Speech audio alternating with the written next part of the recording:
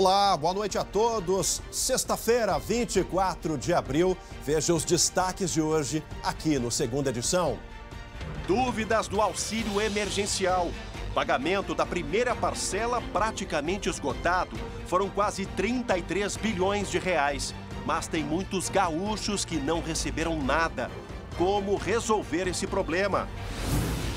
Surto de coronavírus em Passo Fundo. Frigorífico da cidade foi interditado. Passo Fundo, na região norte, já é a segunda cidade do Rio Grande do Sul com o maior número de mortes por Covid-19. Perde apenas para Porto Alegre. Reforço na linha de frente. Universitários têm formatura antecipada do gabinete para dentro de hospitais e postos de saúde no combate à pandemia. E como vai ser a atuação desses novos profissionais? O SBT Rio Grande, segunda edição, começa agora e eu te convido. Vem com a gente.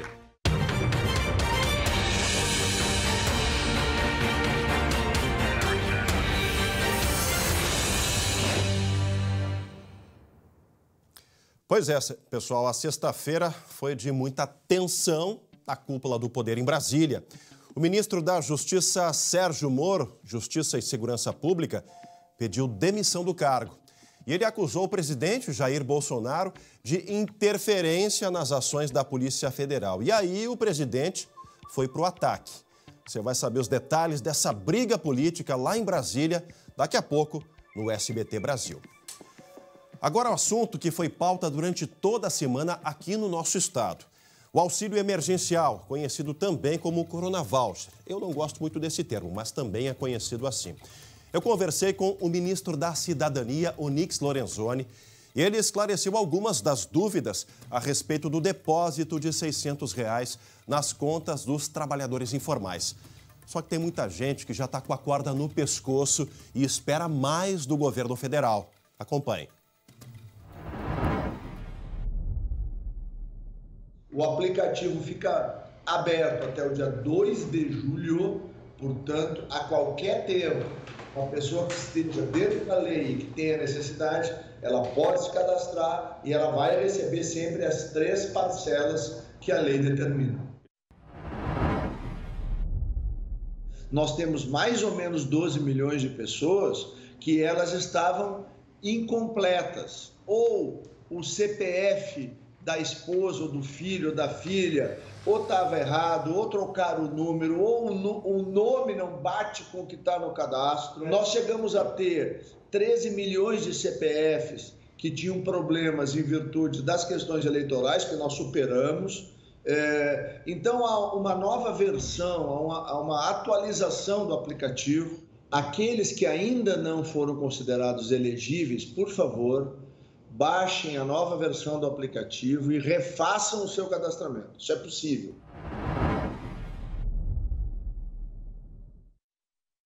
O volume de pessoas que nós encontramos, ele foi muito maior do que estava previsto. Então, eu não tenho mais dinheiro. Então, antes de fazer qualquer pagamento adicional ou fazer antecipação, eu preciso ter o crédito aqui dentro do Ministério para fazer a transferência para cumprir a lei de responsabilidade fiscal e a lei orçamentária. Pedir que os prefeitos de todo o Rio Grande do Sul protejam os seus idosos, mas lembrem que eles precisam fazer com que as cidades voltem a funcionar, que é para proteger o futuro dos seus cidadãos e das cidadãs. Ou seja, a gente não pode esquecer, como gestor público, que fome, miséria e desemprego matam tanto quanto o Covid. Todos nós sabemos, né, ministro? Mas tem muita gente com dúvida. Se você ainda tem essas dúvidas sobre o auxílio emergencial, entre agora na nossa página do Facebook do SBT-RS. Daqui a pouco, ainda hoje, a gente tenta esclarecer mais algumas dessas dúvidas.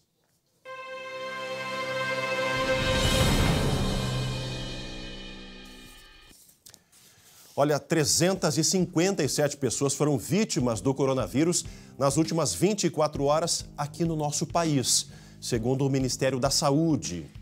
Portanto, aí 357 pessoas. Aqui no Rio Grande do Sul, já são mais de 1.000 casos, quase 1.100. 1.096 casos confirmados, né, aqui no nosso estado, 34 óbitos, gente. 34 óbitos e 113 municípios já registraram a questão da Covid-19 no território gaúcho. Está aqui Porto Alegre com 420 casos confirmados e vem Passo Fundo logo em seguida com 73 casos. Conversamos essa semana com o prefeito de Passo Fundo, ontem, né? Luciano Azevedo, rechaçou a palavra surto, mas é isso que está acontecendo lá, gente.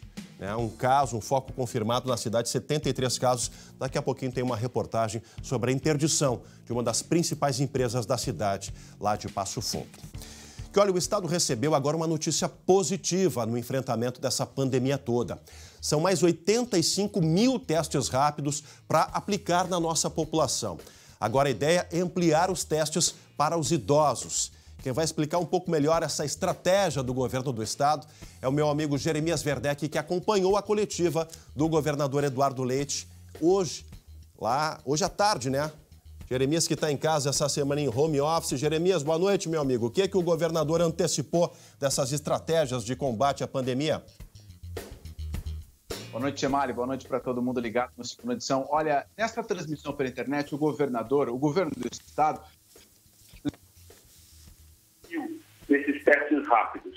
E sim, idosos que estão apresentando sintomas de Covid-19 vão ser testados, estão nessa fila prioritária. Mas o governo do estado também lembrou que uma remessa foi destinada à Universidade de Pelotas, que está fazendo essa pesquisa também para a amostragem e que tem importância muito grande na gestão dessa pandemia no Rio Grande do Sul em relação ao isolamento, ao distanciamento, ao afrouxamento das regras de distanciamento.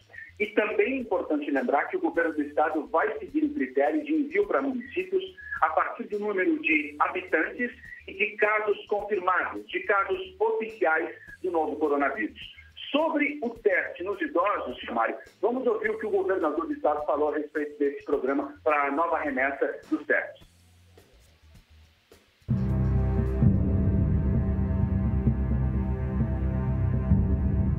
E queremos anunciar que recebemos um novo lote de testes rápidos com 85 mil unidades que vão ampliar a nossa capacidade de verificação dos doentes. A nossa secretária Arita Bergman nos acompanhando e vai nos explicar como que são esses testes e quais são os critérios de distribuição e de aplicação desses testes, secretária Arita. Continuamos priorizando a testagem em trabalhadores da saúde e da segurança.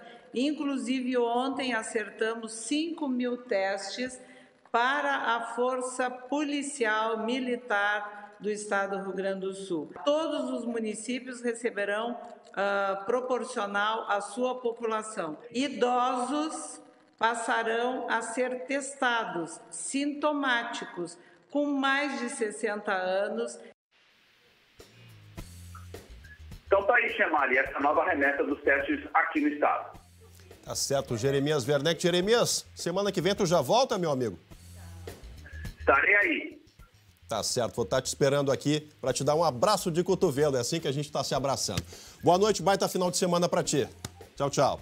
Para todo mundo. Tá aí o Jeremias Werneck de casa, em home office, acompanhando aí a coletiva do governo do estado. Olha, gente, ontem a gente fez um resumo aqui desse caso e hoje tem a reportagem completa. As empresas de ônibus aqui da capital reclamam do quê? Do prejuízo e vão pedir à prefeitura que diminua ainda mais a circulação dos coletivos na cidade. O uso de máscaras passa a ser recomendado para motoristas, cobradores e passageiros.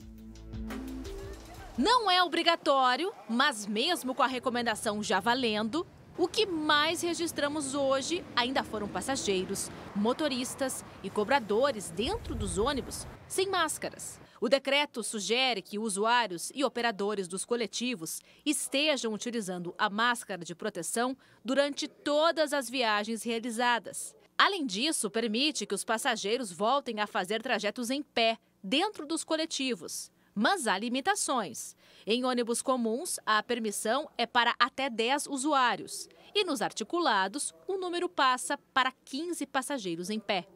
O uso das máscaras de proteção, a permissão para transportar passageiros em pé dentro dos coletivos. É também oportunidade para atrair novamente o público para dentro dos ônibus. O sistema de transporte da capital, que já estava em colapso, agora respira por aparelhos. O Sindicato dos Rodoviários diz que pelo menos 12 empresas atrasaram o salário de março dos trabalhadores. São 13 dias do mês de março que ficaram para trás. A única que não está devendo é a Carris, as privadas todas. O engenheiro de transportes da Associação dos Transportadores de Passageiros, a ATP, diz que as contas não fecham mais. O déficit mensal já bate os 31 milhões de reais. Então, se o sistema arrecada 19, 20 milhões e tem que pagar 26 só a folha de pagamento já não cobre a receita. Um documento produzido pela ATP com uma série de propostas foi entregue hoje à Prefeitura. Entre elas está a sugestão de reduzir pela metade a frota porto-alegrense. É um estica-e-puxa nas contas do transporte coletivo. Sobre esse assunto, o Lucas Abate conversa agora com o prefeito da capital, Nelson Marquesan Júnior. Chamar-lhe sobre o uso das máscaras no transporte coletivo, a gente leva essa pergunta ao prefeito Nelson Marquesan Júnior. Prefeito, apesar da obrigatoriedade, por que não há um impedimento das pessoas que não estão com máscara de entrarem no transporte público? Olha, primeiro porque o decreto é muito recente, né? Então não deu tempo das pessoas se informarem, saberem da orientação, comprarem suas máscaras, buscar um produtor de máscara de pano para não concorrerem com a saúde, né? Não comprarem as máscaras cirúrgicas e nem as N95, comprarem máscaras de pano que são laváveis, enfim, não deu tempo de fazer isso e nós não vamos penalizar a população em virtude disso. A nossa ideia do uso obrigatório das máscaras no transporte coletivo é a gente possibilitar ter uma capacidade de transporte maior dentro do transporte coletivo sem afetar a segurança das pessoas, segurança da saúde, né, das pessoas que estão lá tramitando. Então, para não começar a deixar muitas pessoas esperando na parada um ônibus que não comporta pessoas sem máscara de pé, a gente exigiu que para que a gente tenha uma maior capacidade de transporte coletivo e ainda com segurança, que as pessoas usem máscara. Em breve, o ônibus provavelmente vai começar a não parar para quando aquele passageiro quiser entrar sem a máscara, né? Mas a nossa ideia não é essa, a nossa ideia é conscientizar a população. Muito obrigado, prefeito Nelson Marquesan Júnior, atualizando as informações sobre o coronavírus aqui em Porto Alegre. Olha, já virou uma marca registrada aqui do Segunda Edição. A gente sempre termina a semana com notícias positivas que trazem esperança, que nos dão mais força para enfrentar essa pandemia. A notícia de hoje vem dos profissionais da saúde.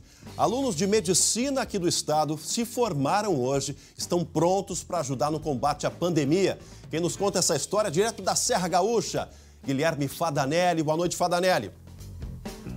Boa noite, Chemali. Boa noite a todos. Pois é, aqui em Caxias do Sul, 45 estudantes do curso de Medicina da Universidade de Caxias do Sul se formaram nesta sexta-feira.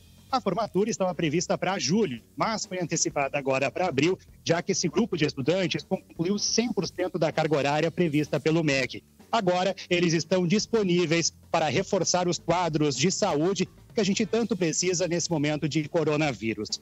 Os pais e amigos não puderam participar da cerimônia porque tinha que ter pouca aglomeração de pessoas, respeitar, né, as regras que os órgãos de saúde estabeleceram, mas os estudantes utilizaram máscaras, foi toda a cerimônia transmitida pela internet, ou seja, foi um pouquinho diferente, né, Chemali, mas que valeu porque eles estão com muita vontade de realmente atuar no mercado e ajudar nesse momento importante.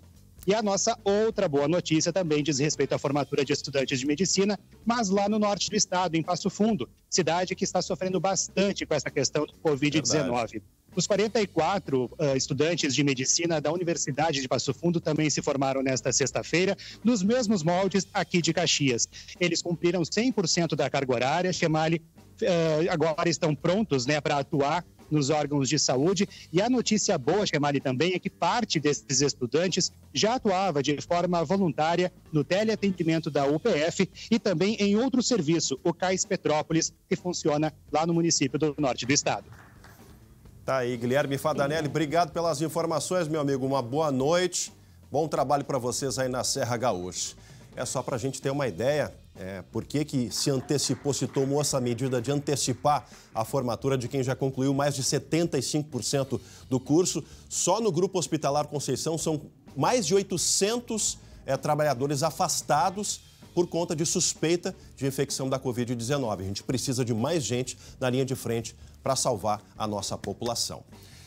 Ainda hoje, aqui no Segunda Edição, alerta no Norte Gaúcho, o frigorífico lá de Passo Fundo foi interditado por ser foco do coronavírus. Quais vão ser as medidas a partir de agora? E também as dúvidas sobre o auxílio emergencial. Fica ligado, a gente volta já já. Voltamos ao vivo com a segunda edição para todo o nosso estado. Olha, pessoal, estou ligado aqui na página do SBT no Facebook. São centenas e centenas de comentários, de dúvidas. 99% de pessoas, de famílias que ainda não receberam nem a primeira parcela. A gente está se esforçando ao máximo para fazer uma seleção das dúvidas mais coletivas, para poder responder, para cobrar do governo. E a gente viu ali que o ministro disse, né? Quase 33 bilhões já foram pagos. Só que tem muito gaúcho que ainda não recebeu nada. E a gente vai continuar cobrando o governo sobre esses problemas técnicos da questão do auxílio emergencial. Ainda hoje, aqui nessa edição. A situação do norte, gente, olha, preocupa, especialmente na cidade de Passo Fundo. Um frigorífico foi interditado por tempo indeterminado. Sabe o que isso representa? Isso porque 20 funcionários testaram positivo para a doença e outros 15 estão sob suspeita. Com cerca de 2.500 funcionários, o frigorífico fica em Passo Fundo, no norte do estado. Há 3 dias, auditores fiscais do trabalho vistoriam o local. 78 trabalhadores foram afastados com sintomas de gripe. 2 parentes morreram com a Covid-19. Outros 22 podem estar infectados pelo novo coronavírus. O motivo para o fechamento do frigorífico foi para evitar a disseminação do novo coronavírus na região. Muitos funcionários moram em cidades vizinhas. Passo Fundo, na região norte, já é a segunda cidade do Rio Grande do Sul com maior número de mortes por Covid-19. Perde apenas para Porto Alegre. A falta de medidas de precaução contra o novo coronavírus dentro do frigorífico foram denunciadas ao Conselho Municipal de Saúde. Informamos ao Ministério Público, informamos a Secretaria Municipal de Saúde, a Vigilância em Serviços de Saúde. Várias investigações foram feitas através do Ministério Público do Trabalho, dentro da empresa, com os trabalhadores, com o sindicato. Uma ação civil pública do Ministério Público do Trabalho que registrou irregularidades dentro do frigorífico foi enviada à Justiça. Trabalhadores ficam aglomerados, sem máscaras. No refeitório, as mesas ficam muito próximas. Mesmo com sintomas de gripe, funcionários não eram afastados. Para a empresa ser reaberta, o frigorífico terá que adotar as medidas de proteção. A empresa vai recorrer da decisão. Pois é, gente, em nota, o frigorífico afirma que tem adotado todas as medidas para garantir a máxima segurança e a prevenção dos seus colaboradores e realizando aí a desinfecção diária e periódica das instalações. A medição de temperatura também, que afastou grupos de risco, adquiriu máscaras de proteção e acrílicas e também aplica o distanciamento social, entre outras ações. É um frigorífico importante da região, emprega 2.500 pessoas, portanto aí uma questão que precisa ser levado em conta pela Prefeitura, pelo governo do estado. Nós conversamos ontem com o prefeito Luciano Azevedo. Por que Passo Fundo está despontando? Porque é um polo também de saúde no nosso estado e lá muita gente testou. Os testes foram aplicados numa parcela muito grande da população, por isso os casos positivados começaram a subir nas últimas horas. Isso é natural. A gente fala aqui nos casos oficiais, mas há uma subnotificação em todo o nosso estado, como um todo. Lá em Passo Fundo parece que é o efeito contrário. Há mais pessoas testadas e por isso que o número acabou subindo. Hoje o governador evitou aí a polêmica com relação a tudo o que disse ontem o prefeito Luciano Azevedo. Tomara que os dois se entendam, tomara que esse recurso chegue à cidade de Passo Fundo, que é importante, um importante polo da região norte aqui do nosso estado. Estou acompanhando aqui na página do Facebook do SBT as dúvidas. E olha, gente, são muitas dúvidas, muitas pessoas reclamando que não receberam o benefício. Eu estou aqui com a pergunta, está aqui na tela, da Lisiane Santiago. O meu benefício está aprovado, só que não consigo entrar no aplicativo Caixa Tem. Um aplicativo que é para quem não tem conta na Caixa Econômica Federal nem no Banco do Brasil. Eu tenho conta poupança na Caixa. Será que vai entrar direto, sem esse aplicativo? Bom, Lisiane, quem tem conta poupança na Caixa ou em outro banco e informou isso na hora de solicitar o auxílio, não precisa usar o Caixa Tem. O Caixa Tem é para quem não tem conta corrente em nenhum banco. São mais de 20 milhões de pessoas que se enquadram nessa questão do Caixa Tem. A Caixa orienta que é preciso acompanhar o aplicativo Auxílio Emergencial, né? Mas ali vai constar onde será acreditado esse auxílio. Agora, sinceramente, pessoal, são centenas, nos últimos 3 dias, quase 1.500 pessoas. Quase 1.500 pessoas, 99% dessas pessoas relatam que não receberam, que estão com dificuldade. E é por isso que a gente precisa cobrar do governo. Não é possível, são quase 33 bilhões de reais que já foram destinados, já foram pagos. E parece que uma parcela dos gaúchos aqui, esse dinheiro não chegou. Então, portanto, segunda-feira que vem a gente retoma essa cobrança do governo federal para tentar auxiliar a gauchada toda a sair do sufoco.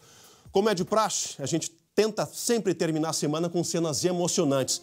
Dá uma olhada nessa cena dessa idosa que teve alta aí do Hospital da Santa Casa de Misericórdia, lá em Santana do Livramento.